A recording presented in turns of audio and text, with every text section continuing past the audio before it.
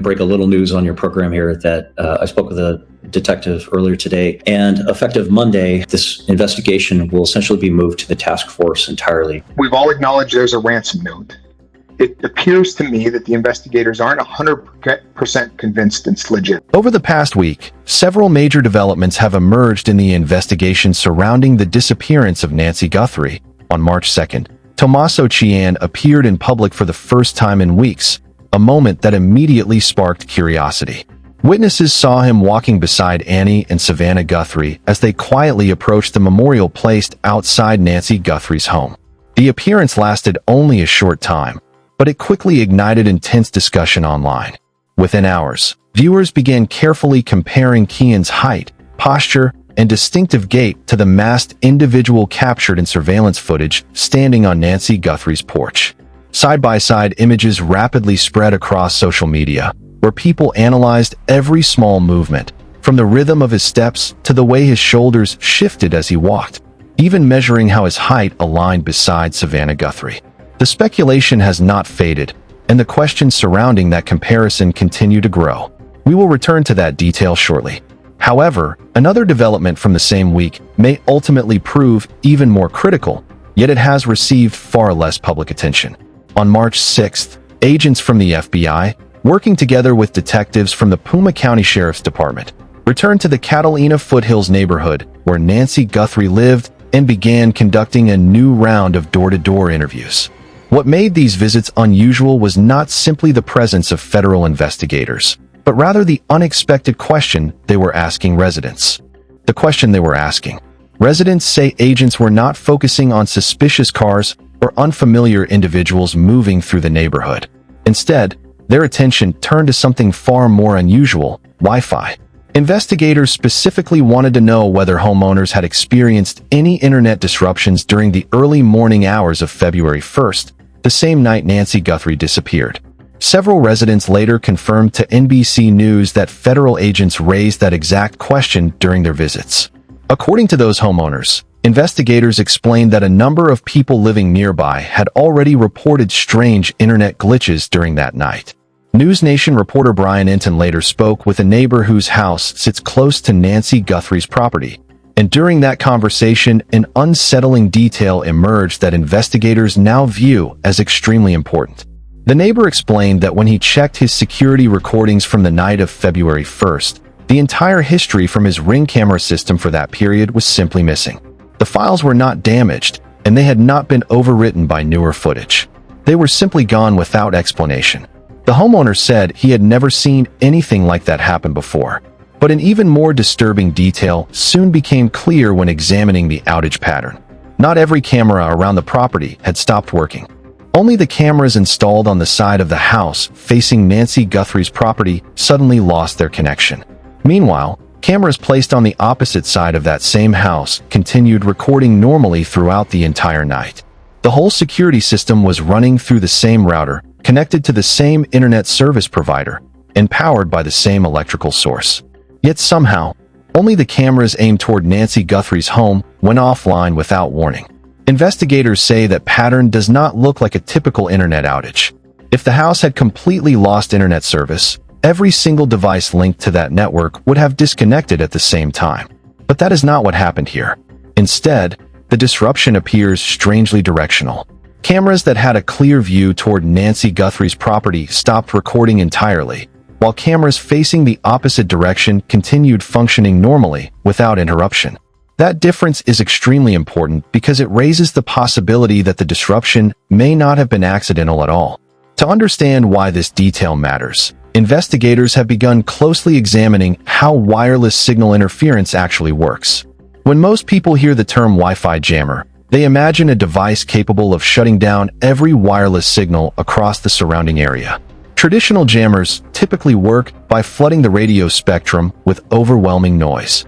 Most home Wi-Fi networks typically operate on the 2.4 GHz and 5 GHz frequency bands, and a brute force jammer works by overwhelming those frequencies so connected devices can no longer communicate. The effect can be compared to someone suddenly shouting inside a silent room. Phones, security cameras, smart thermostats, and many other wireless devices immediately lose their connection. Even relatively cheap jammers are capable of disrupting signals within a limited area. However, investigators say the technical evidence in this case does not completely match the behavior expected from a brute force jammer. Nancy Guthrie's Nest doorbell camera still managed to capture footage showing a masked individual standing on the porch, footage investigators later recovered. If a powerful jammer had been operating close to the house, the camera likely would have lost connection before recording anything at all. There is another crucial detail investigators noticed. Nancy Guthrie's pacemaker continued communicating with her Apple device through a Bluetooth connection until roughly 2:28 a.m., nearly 41 minutes after the doorbell camera lost connectivity. Detecting this kind of attack can be extremely difficult. Most importantly, it can target specific devices instead of disrupting every device connected to the same network. If a technique like this was used near Nancy Guthrie's home, it could explain why only certain cameras suddenly stopped recording while others connected to the same system remained active. Cameras facing the direction of the attacker could have been deliberately targeted and forced offline, while cameras located behind the house may never have received the command at all. Security researchers say tools capable of carrying out these attacks are surprisingly easy to obtain. Some devices are small enough to fit inside a pocket, and several versions can even be controlled directly through a smartphone. Many of these tools cost less than $50. That detail becomes especially important when investigators examine the surveillance footage from Nancy Guthrie's porch. In the video, the masked individual appears to be carrying an object inside his pocket with a small antenna clearly visible. Former FBI agent Tracy Walder noticed that detail and suggested it might be either a walkie-talkie or some form of signal disruption device. Both possibilities raise serious questions. If the object was a walkie-talkie, it could mean the suspect was communicating with someone else nearby, possibly a lookout or a driver coordinating the operation. That scenario would suggest that more than one individual may have been involved.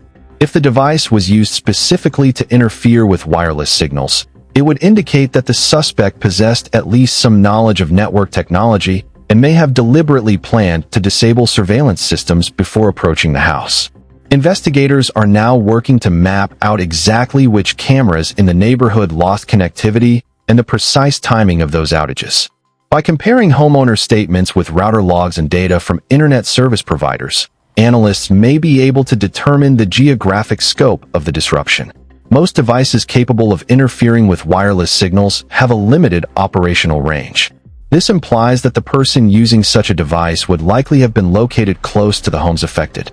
Authorities are also reviewing additional digital evidence from the night Nancy Guthrie disappeared.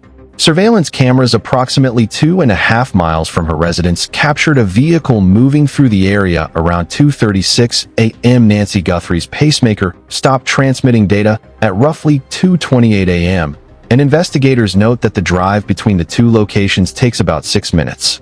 The timeline appears to align consistently.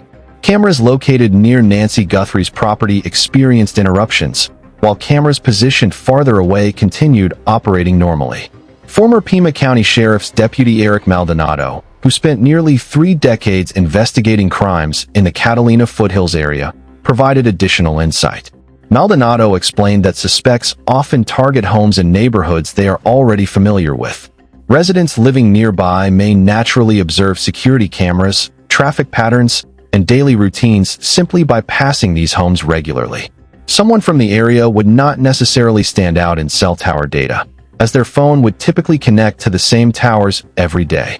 Maldonado also highlighted another crucial point. In many violent crimes, the victim's body becomes the most important piece of forensic evidence because it can contain DNA or other clues identifying the perpetrator. Removing the victim from the scene effectively eliminates that evidence. Investigators say this possibility may help explain why Nancy Guthrie herself remains central to the ongoing search. Authorities are also reviewing potential data stored in Nancy Guthrie's home router. Smartphones continuously send signals called probe requests while scanning for available Wi-Fi networks. Even if a phone never connects to the network, the router can record the device's identifier when it comes within range. If the suspect had a phone with Wi-Fi enabled near the house, the device may have left a digital trace in the router's logs.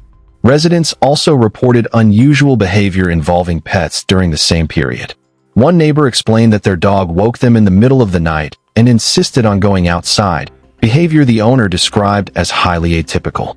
Once outside, the dog appeared to focus its attention toward Nancy Guthrie's property.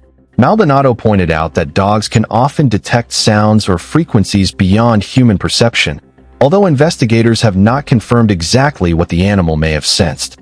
Taken together, investigators say the emerging evidence indicates that the person responsible for Nancy Guthrie's disappearance likely had knowledge of the neighborhood and its surveillance setup.